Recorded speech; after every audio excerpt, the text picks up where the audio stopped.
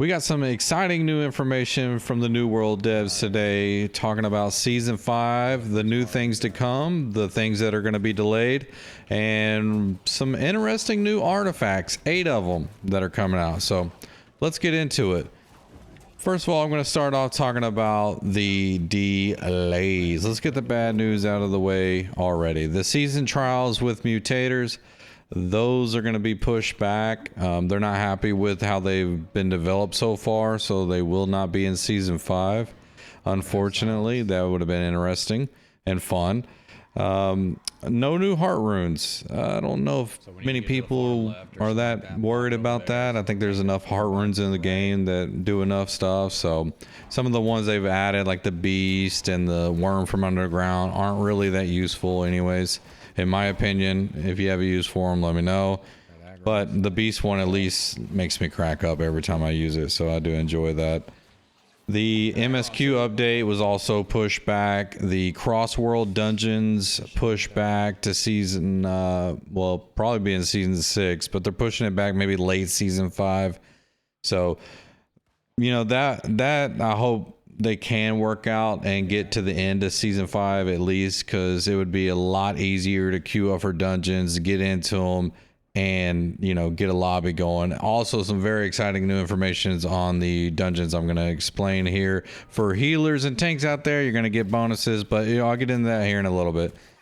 Influence territory changes for the control have also been pushed back. They're happy with the PvP races right now, so they don't see any need to change anything. They are coming out with 4 new solo trials. The Silver Crows are making an appearance again, and the one solo trial you got to beat, his boss name is Dichi Saito, and you're going to fight him, beat him to earn his respect, and I'm looking forward to those. Hopefully they're difficult, because when they're too easy, it's not as fun, but, you know, we'll see how that goes. They have a new dungeon coming out called the Glacial Tarn. So, kind of like Imperium Forge is all fire, this is going to be all ice, but it's going to have fire on the floor for the final boss that turns into lava. There's also bridges around the final boss, many things going on that the boss can break the bridges. You got to build them back, try to get across. There's going to be spots for bow players, ranged players in general, to take advantage of critical hit areas on the boss. So I'm going to be interested to get in the PTR and try that out whenever it comes out, so look forward to that. 8 new artifacts are coming out, so any weapon, armor, jewelry piece that did not get an artifact are getting one in this update. Some of the key ones would be life staff, bow, and round shield. The life staff they're going to come out with the artifact that is a DPS based life staff, so the more damage you do, the more healing you're going to increase. That's going to be cool. It's called the Vengeance, or Vengeance without the bow. Now this is going to be interesting on PvP. I'm guessing everybody's going to be grinding for this thing, but it is electric, and also if you hit a player while they're full health, they will be stunned. So it's called the Bolt Caster. And then we got a round shield, so any player that melee hits you, they're actually going to inflict a bleed upon themselves. That's called the Gladiator. That'd be cool. I love doing sword and shield with the buckler, the butcher, and spear, so like a bleed build there. So that's something I'm definitely going to try out and use. They also have gloves that are quick draw gloves that are also light armor. And you have immunity when swapping weapons, so you're gonna have to time out when you're gonna be swapping to gain that immunity to maybe avoid a big hit coming from the enemy. The Winter Convergence Festival is coming back, and if you did it last year and you saw the Gleamites falling out of the sky, it was absolutely beautiful. It was awesome. And the one thing I kept saying was I wish that would happen more often. And what they are doing in this update is going to make it very rampant. So it's going to be beautiful in the sky, just Gleamites falling everywhere. Watch out, don't get hit bombed and knocked. That'd be embarrassing. I'm sure I'll do that eventually. But yeah, so that's going to be awesome.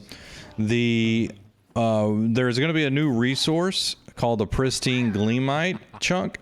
and that will allow you to go into the winter Convergence store and buy a guaranteed 700 gear score crafting item.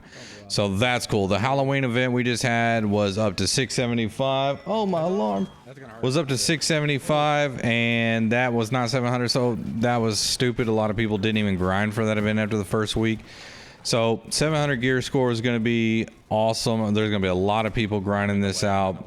And also, if you noticed in the store, the winter store, chromatic seals are available for purchase, so you can guarantee people are going to be grinding this. I know I will, because every day I sign on, I get my one chromatic seal, and I got to upgrade one artifact because I'm trying to get them all done just to get them out of the way.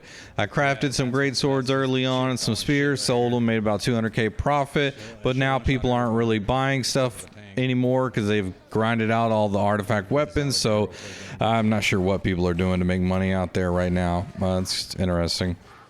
Another thing coming up is inventory changes. Now they're going to allow you to categorize certain things in certain area, give you a lot more customization. So I'm guessing having all your light armor in one area, all your medium or heavy, because I tank and I DPS, so I will like having my tank gear here and my light armor here. And also you can go ahead and auto delete any blues and greens that may come into your inventory, so you don't have to sit there and hold Control C and go through and click all the stuff you know you don't want anyways.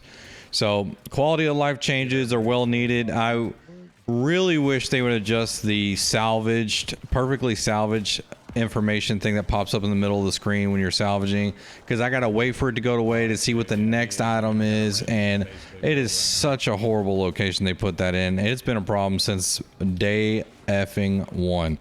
So I put it in the comments on their video today. We will see if it gets any likes. Maybe they'll see it. So hope for that.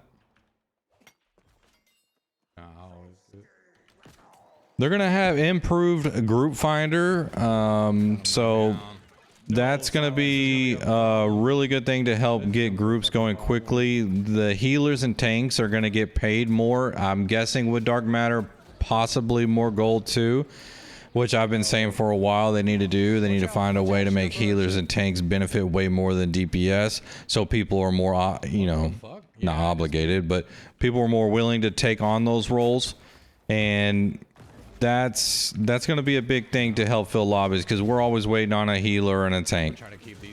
And if there's also going to be a new option. It's a random option, so you're randomly going to get thrown into what's ever needed to fill a certain group, so that way they can fill the group faster. So you'll need to have healer gear, DPS gear, and tank gear. Because if you get thrown into a group and you're a healer, you better be ready to go and switch your attributes and do all that. But you're going to get a bonus ×3. So I'm guessing ×3 dark matter, ×3 gold. Will it be enough to make you click that random option? I actually think that'd be cool for a video. Random option, see what happens. Let's go, baby. I'm the worst at healing. I mean, out of my other two abilities, but I can still heal. Don't have the greatest of gear, so sorry for the team I join up with. Then I gotta heal, you gotta die. Random groups will get a 15% buff to damage and healing. The drawback to that, you will no longer be able to get on leaderboards. So if you're trying to do a speed run with a random group, you won't be on leaderboards because you'll have the 15 buff to damage and healing. But that is really good, because random groups are usually just a nightmare. Everybody's doing their own thing. DPS don't take out archers first. They're hitting the archers are hitting the healer. The next thing you know, then the tank's going down because there's no heals. And a lot of times people are just focused on big mobs and numbers floating in the middle of the screen. So the 15% buff to damage and healing is, you know, well received. And that pretty much sums up everything. You can check out their video. I'll link it in the comments. So I'm looking forward to season 5, especially the winter event with the chromatic seals. It's probably the most thing I'm looking forward to. And also want to see what the bonuses are for the healers and tanks. Will it be enough to have more people want to heal and tank? Because tanks and healers, man, they get so much verbal abuse out there, and a lot of them are new, trying to learn. So have patience, man. Help them out. You know, it's very easy to point fingers and criticize and be toxic. How about you try to help them out and give them some good information and try to help uplift somebody instead of, you know, talking trash to somebody. So that's what I try to do, man. Try to encourage people out there. I'm going to come out with the tanking video soon. I keep talking about it, just haven't done it. And, you know, let me know if you're excited for the new season coming up. It's still a little bit of ways away, but that's the info for today. And I'll see you on the next video. Thanks for stopping by and watching.